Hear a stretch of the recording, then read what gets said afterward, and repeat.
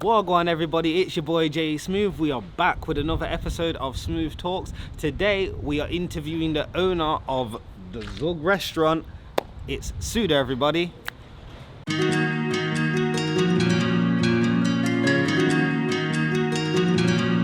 Let's go! So Suda, we are at your restaurant, Zhug. Yes. So questions for you, questions. What made you want to own your own restaurant? Oh gosh, that's a difficult question. I think it just was a natural progression because I always loved cooking. So from a very young age, I started making roast dinners when I was like 13 years old for the whole family. Young. Yeah. And I've always just picked up different bits of food and tried new things, throw stuff together. I'm always trying to try something in a restaurant, try and find out what they put in it, what they add to it, and then try and recreate it myself. So yeah, it's just a natural thing. It's like cooking. Yeah. So you just naturally thought, oh, this is the thing I want to do. I enjoy cooking. But then, what's the difference between going like I enjoy cooking to then go, you know, I want to own my own restaurant? Okay, it's not as simple as that. No. No, it's not as simple as I didn't really answer the first question properly. No, it's okay. Because it was first of all because I started off. That's when I liked food, but then I started off with buying one shop many years ago, and then it was a health shop, and then I grew that into having 2 and then 3 and then 4 health shops, and then decided that I wanted to move abroad, so I sold those. But the last one on Bramcote Lane was actually we changed our mind, decided to stay. So one Christmas I converted it into a restaurant. So we started doing jack potatoes, panini, stuff like that. And a few customers came, then a few more came, then a few more came. So then we converted the whole, and we got a license and converted that restaurant. And then I wanted to do, but that was a natural transition, but it was mostly full English, jack potatoes, paninis, things like that. And I wanted to do that I love Mediterranean, Middle Eastern food. So that's where Zhug came about, because Zhug is actually a sauce from Yemen. So it's actually it's a traditional sauce. So if you Google it, you can see how to make it. We have our own secret ingredient in there. Yeah, you got to, right? You got to have your own formula. You got to. And the thing about Zhug is, the reason we call it Zhug is because the Middle East food that we do, when you add Zhug, it's a medium chili paste. When you add to the top of the pita bread and you eat it, it takes the pita from this level to a completely different level when you eat it. Wow. It's lovely as it is without it, but it's even better when you top it with it. Okay. Yeah. So what was the other restaurant that you had before? We still have it. You still have it? Yeah, it's called Suda. Okay. It's named after me because it was a health shop before. So because I knew the customers in that health shop, you know, we grew it for many years. We've been there more than 18 years. So in 2016 we converted it into Suda, but it was called the Natural Food Company. Okay. And people didn't want to come in because they saw natural food. And they thought, oh, this is too healthy, I'm not going in that. I'm not going in that restaurant. Scared some people away because some people are like, I don't want to be too healthy. Nobody wanted to come in the door. Some people came in, you know, and that's how we grew it. But then we said, no, we've got to convert it. So people used to come and ask me about, oh, what about this supplement? Or what should I take if I've got tummy ache? And what if I've got really bad migraine? You know, so I used to advise them on different supplements. So he said, and they all knew my name. So he said, what do we need to call it? So we decided in the end to call the restaurant Suda when we converted it. And I remember the first time I put the sign outside and I went outside the door and I saw my name outside the shop and had to run back in and hide. Wow, it's really embarrassing. But that's a big achievement though, it's a big achievement. Because it's like, imagine you see your name just there and it's yours, like it's a big achievement. Not many people can say to do that. There's a lot of people that will say, oh, I want to start my own restaurant, I want to do this, I want to do that, and never do it. But you've actually like took that leap of faith and done it. And it's obviously worked because here we are in the second restaurant. But I have to tell you something funny though, because people thought that the restaurant was owned by Sue and Dave. Called Suda, that's what they thought. And then when I opened this one, which is only about 9 doors down from the other one, people said, is your husband called Zhug? Oh, man, bless you. People think that though, wouldn't they? It's quite a common thing to think. So, you said you moved abroad. What made you want to move abroad in the first place? No, we wanted to move abroad, but I travelled for about 3 years. I travelled around Asia and Australia, New Zealand. So. Oh wow. Yeah. What was that like? Really amazing, really, really good. I did it when I was about 24 and I just left home to be back in 6 months. And I had a one-way ticket to India, but I also had a visa for Australia. I got a work there before I went. And I just didn't come back for 3 years and it was amazing, it was really good. Thank you. Yeah. So, Another question for you. The place looks nice. Yeah. When opening a restaurant, what makes you want to choose your decor? Because obviously everyone has like their own different type of vibe. What made you want to choose this vibe? Like as lovely as it is, it looks very, very nice. What made you want to choose this? Okay, so the most important thing, because obviously we used to do it all ourselves. My husband did all the interior decor and that. Really? Yeah. Oh, So he did all the welding for the bar. He wasn't a welder, he just decided I'm we just used to gonna do welding, it, yeah. so he did it basically, he welded that. And the piece of oak on the top of the bar is from we bought a full tree and the guy sliced it for us. And it was one that was hit by lightning, it wasn't cut down, it wasn't that, it was cut by lightning. And that's why you see this really big holes in the bar. That's good, And it also, gives it character. it wasn't green enough, so you see it's warped a bit as well. Yeah. But it's nice, that's what it's for, it's about naturally, and the things that you do, you know. The lights basically, believe it or not, went to an auction site, and we got them from an auction site, and it was a Wagamama that was closing down, so some of them from Wagamama that was closing down, some of them from India, the ones that were from India, and it's just basically, we just decided that dark blue is a nice colour, we threw everything Yeah, together. it's very nice, it's very welcoming. Yeah, Like yeah. when you walk in. We made the tables, What, you made them from scratch? Yeah, we made them. Wow. Not the legs, but Not the legs, but the tables, tape. But that's good though, there's a lot of character in the place. Like I said, when I walked in, I felt like a warm embrace. You know what I mean? It feels nice. You look around, you see the decor, and you think, wow, this is proper nice. So I always just wondered, because I know each person, like for example, let's say if I made a restaurant, it'll probably look completely different to how yours is, you know what I mean? Yeah, absolutely. And I just wondered, like, what made you pick the decor you wanted to pick? Yeah. So it's just nice. And it was really nice to have an open kitchen where people can see it. I mean, to be honest, the most important thing for a kitchen, having had the other one before, the restaurant, is working out what food you're doing. And it's the same for every restaurant. You need to figure out what's the best system. So you have to, the most important thing is where you place things in the kitchen to get maximum efficiency.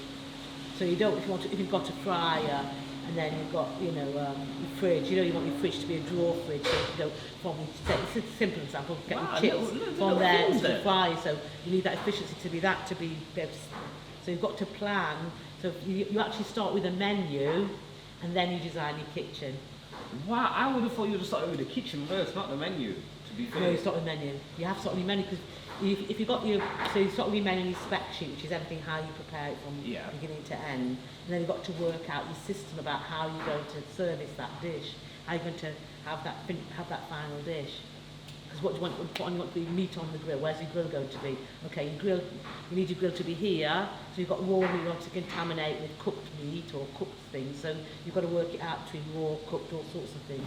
Wow, so it's a lot that goes into it. It's not as simple as just going, I'm going to do this, I'm going to do that, bam, bam, bam. It took more than a year to clean the kitchen.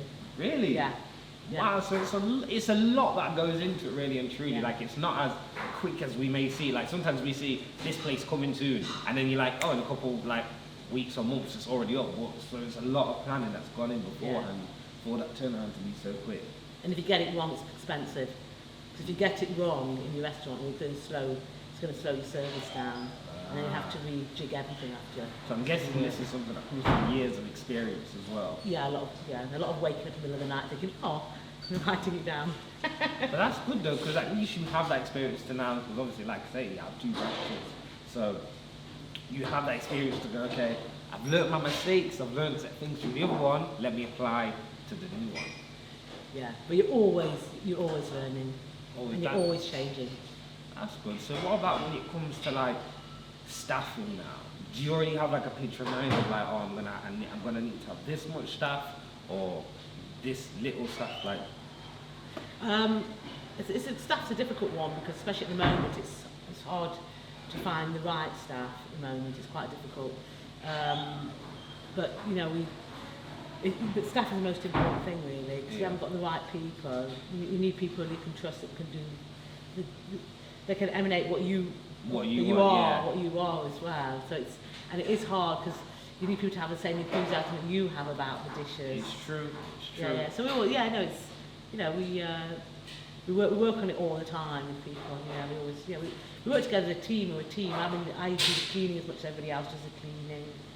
That's good. You get stuck in. That's what you want. Cocktails, do everything. So you want to get stuck in, because otherwise you don't just want to be the big shot at the super top and then just delegate. I don't know. I quite like that.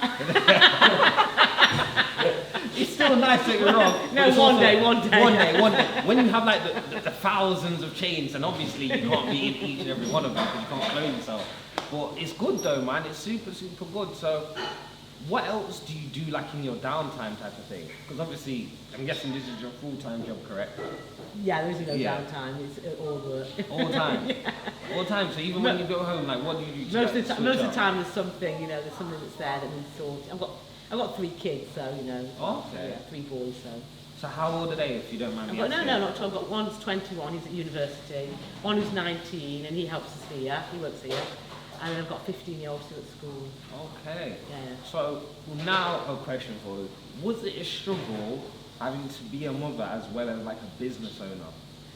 Yeah. When I had my first child, I had my son, and he used to sit in the pushchair behind the counter. Oh wow, so you was doing like the Yeah. 2 mothering and working Oh, at same once. time, yeah. That's wicked. Yo, that's what we like, strong independent women, man. He used to be sitting in the shop there, in the pushchair, yeah. So you really Even grinding hard. customers, I think, even as because it was really, really local, lovely health shop. And so people used to have customers that were really nice and to take them for a walk and bring them back. And Wow, yeah, that's really nice, proper, yeah. man. That's real good.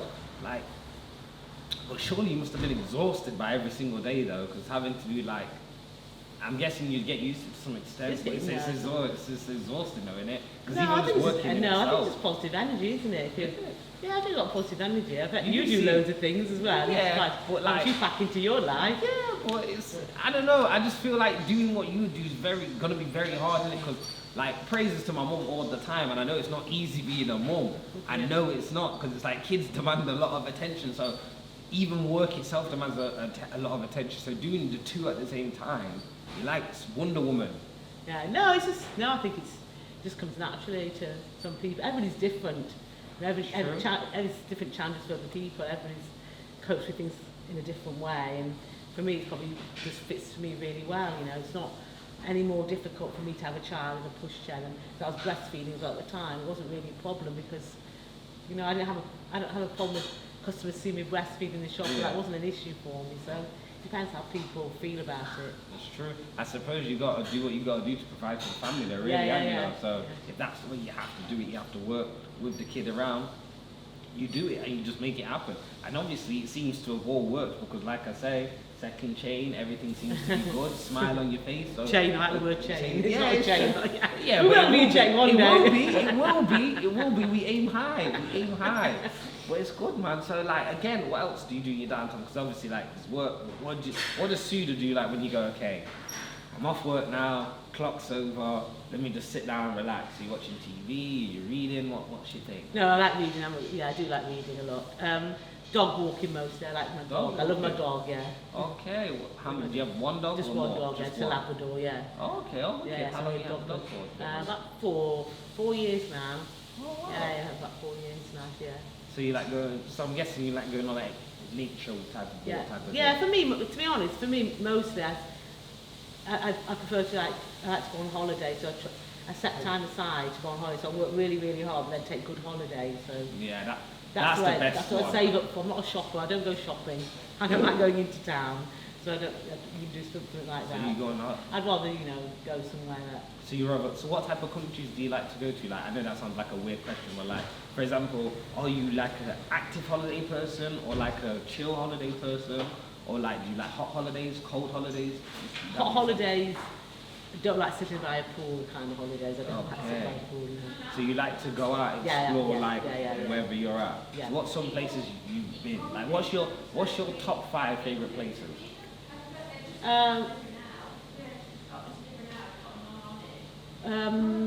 That's quite a difficult question really, because when I was young I went to Thailand, so I really loved Thailand. Okay. Yeah, I really liked Australia. We went this summer. Look, we were very lucky because my sister lives in Canada, so we went to Canada, Wicked. which was really nice. Yeah, that was really, really nice. So I enjoyed that. It was quite an active holiday. I don't really.